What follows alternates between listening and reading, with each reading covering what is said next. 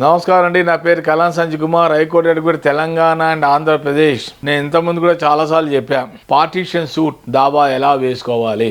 Partition సూట్లో రెండు పద్ధతులు. ఒకటి యాన్సెస్ట్రల్ ప్రాపర్టీ, రెండోది వచ్చి సెల్ఫ్ ఎక్వర్డ్ ప్రాపర్టీ.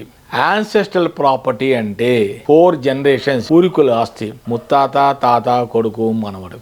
ఈ జనరేషన్స్ లో ఆస్తులు కనుక ఏమన్నా ఉంటే దాంట్లో వాళ్ళు జనరల్గా ముత్తాత వాళ్ళు బ్రదర్స్ అంతా ప్రాపర్టీస్ 10 ఎకరాలు 20 ఎకరాలు అంటే దాన్ని పార్టీషన్ చేసేసుకుంటారు. పార్టీషన్ చేసుకున్నప్పుడు దాంట్లో ఎవరికో ఒకరికి వాళ్ళ వరుస ప్రకారంగా హిందూ సెక్షన్ యాక్ట్ సెక్షన్ 6 ప్రకారంగా 1956 కొంతమందికి ఆస్తుల్లో ప్రాపర్టీస్ సరిగా రావు. పూర్వీకుల ఆస్తులో ఎవరికైతే ప్రాపర్ గా రాదో వాళ్ళు కూడా వాటా ప్రకారంగా వాళ్ళ షేర్ ప్రకారంగా డైరెక్ట్ గా కోర్టులో పార్టీషన్ సూట్ వేసుకోవచ్చు. గుర్తుపెట్టుకోండి, పార్టీషన్ సూట్ లో 10 ఎకరాలు మీకు రాదు, మీ వాటా మట్టుకే, మీ షేర్ మట్టుకే గుర్తుపెట్టుకోండి. మీ షేర్ మట్టుకే మీరు కోర్ట్ ఫీజు కట్టుకొని ఎంత వస్తుందో చూసుకొని డివైడ్ చేసుకొని దాని ప్రకారంగా మీరు కోర్టులో దావా వేసుకుంటే మీ షేర్ మట్టుకైతే మీకు ఖచ్చితంగా మీ వాటా మీకు వస్తుంది. అది ఒక లెక్క.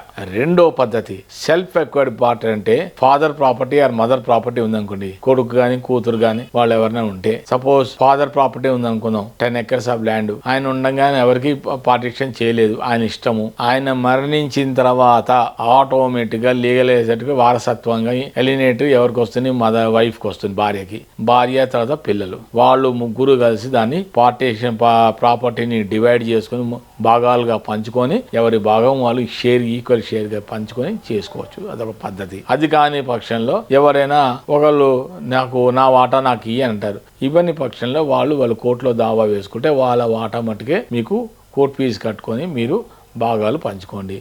దీంట్లో ఇబ్బంది ఏం లేదు. చాలా చూస్తున్న ఆంధ్రప్రదేశ్ నుంచి పట్టుకు ఆస్తుల తగాదాలు ఇక్కడే జరుగుతున్నాయి. ఎందుకు జరుగుతున్నాయి అంటే సరిగ్గా పార్టీషన్ చేసుకోక ఇవ్వక. కొంతమంది అంటారు, నేను నీకు 2 కొడుకులు అనుకున్నాం, 2 కూతురు అనుకో, కూతురుని కొడుకులు అంటారు, నేను ఎందుకు ఇస్తాం, ఆల్రెడీ అమ్మాయికి వివాహం అయిపోయింది కదా, మేము ఎందుకు ఇవ్వాలి అంటారు. తప్పది. ఆ అమ్మాయికి కూడా వాటా వస్తుంది. ఇవ్వకపోతే ఆమె కోర్టే దావా వేసుకుంటే ఆమె కూడా వస్తుంది.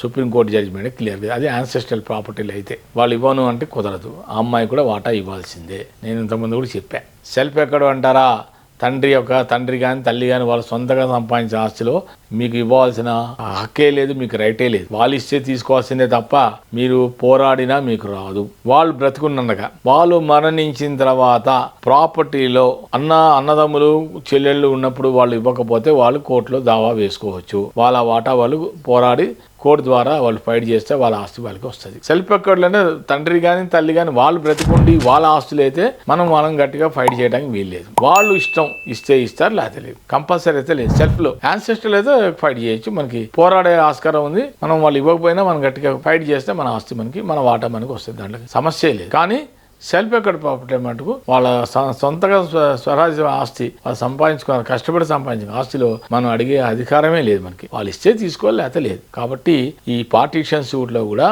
ఎవరి వాటాలు వాళ్ళు చక్కగా భాగాలుగా పంచుకోండి, తీసుకోండి. ఎవరైనా ఇవ్వకపోతే మీరు మీ యొక్క వాటాని, మీ షేర్ ని మీరు డైరెక్ట్ గా కోర్టులో వేసుకుంటే, మీ వాటా తగ్గట్టుగా మీరు కోర్టు ఫీజు కట్టుకుంటే మీ షేర్ మీకు ఖచ్చితంగా వస్తుంది. దాంట్లో సమస్య లేదు. ఇది యాన్సెస్ట్రల్ ప్రాపర్టీలు అయితే. సెల్ఫ్ అకౌంట్ లో కూడా తల్లిదండ్రులు ఆస్తులు సంపాదించి వాళ్ళు మరణిస్తే మిగతా వాళ్ళు కానీ భాగాలు ఇవ్వకపోతే వాళ్ళు కూడా మీరు కోర్టులో ఫైట్ చేసుకుంటే మీ భాగం మీకు వస్తుంది. వెరీ క్లియర్ గా చెప్తున్నాను.